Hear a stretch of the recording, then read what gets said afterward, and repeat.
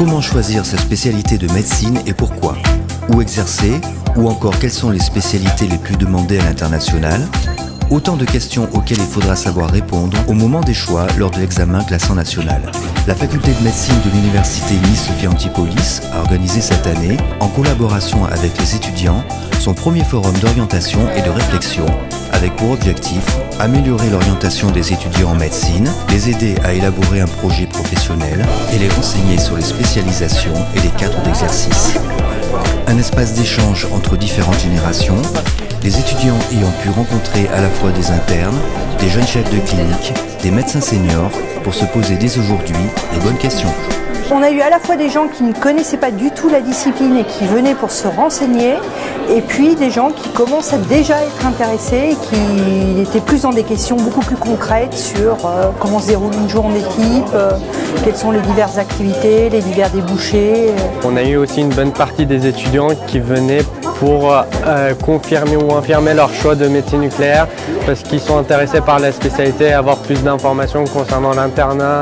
Des conférences courtes de 15 minutes ont été organisées, suivies d'une séance de questions-réponses sur des thèmes variés et sur des modes d'exercice parfois atypiques comme la médecine humanitaire.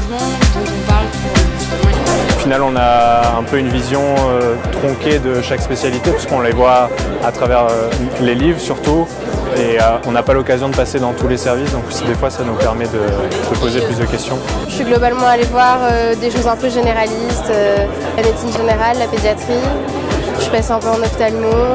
Cette journée, plébiscitée par près de 400 étudiants de 2e et 3e cycle sur les stands, a été un moment de rencontre pour affiner un projet professionnel face à 40 spécialités médicales et chirurgicales, représentées grâce à l'aide précieuse d'une centaine de spécialistes du paysage hospitalier et libéral.